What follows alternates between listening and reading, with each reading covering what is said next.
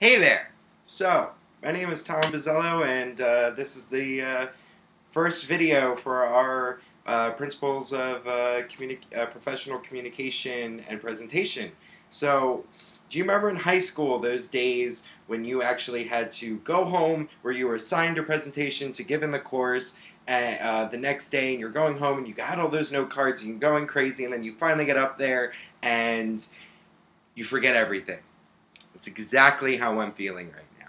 So basically, in order to recoup and recover some of the natural qualities and passions that I hope to convey in through my speech and my presentations, is to have a big voice and to make sure that everyone in the room can hear me, as well as enjoy it. Seeing that you're actually enjoying giving the presentation and actually uh, uh, paying attention and talking to every single talk. It's more about talking to each of the individuals that are in your audience versus talking to a large group of people. You want to talk to this person or to this person because you want to make your audience feel like you care about them and that you are getting your information and relaying your overall message to each and every single individual in the audience, so that they fully understand where you're trying to go with your presentation.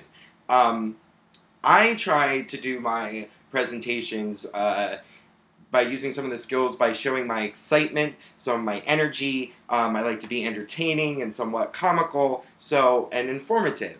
It's definitely to have a presentation that is informative to your audience, so that they come out learning something new and that they're constantly engaged throughout the entire presentation. So what does it mean to resonate?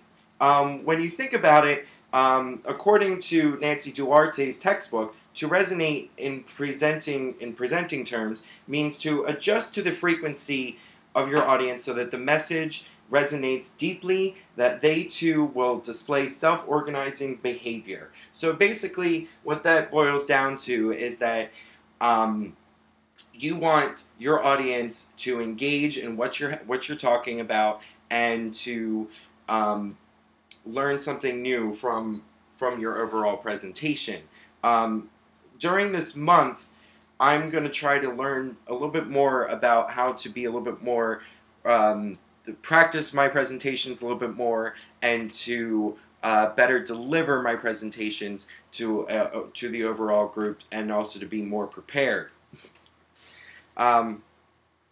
Within the textbook, or other than the textbook, we were assigned to talk about a communicator that we thought that stood out to us, and why. In a couple courses ago, in the Introduction to Statistics course, we watched a video from Hans Rowling, and he did a bunch of different videos on TED, but the one that stood out was the 200 countries, 200 years, and 4 minutes. Basically, he went over all the different statistics of birth and population, and applied the data in order for his audience to fully understand what he was trying to convey. I really enjoyed watching his presentations because they were just so, the way that he presented and delivered his overall message of the actual data by using different really neat graphics, and being prepared. And he was also funny. He had a very good personality to him that made him enjoyable to watch. So the fourth thing that we want to talk about is the difference between the selfish approach and a audience-centered approach. Basically, the selfish approach is basically the old style presentation. When you go to a presentation, and in our textbook, as an example, you're giving a presentation to, let's say, an investor or a entrepreneur that you want to invest into your company, and you have your company,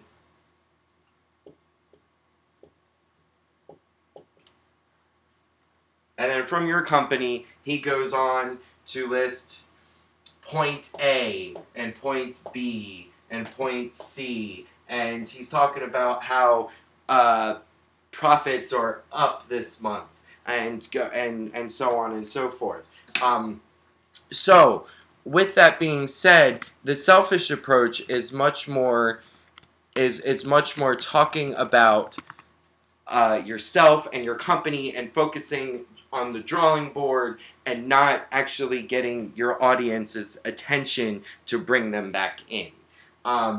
So that's a little bit more about the audience-centered approach. And then to end our little presentation, we wanted to talk a little bit about the three-legged stool, composed of your message, your visual story, and overall delivery. I feel that my strong suit would actually be my overall delivery, because I can definitely boast my voice very loud, and I can draw on a dry erase board and show you different bullet points and whatnot.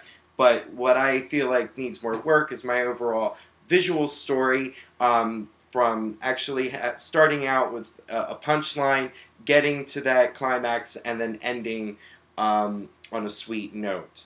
I would like to thank you for watching my presentation, and here's for looking towards a whole month of learning how to make this better. Bye now.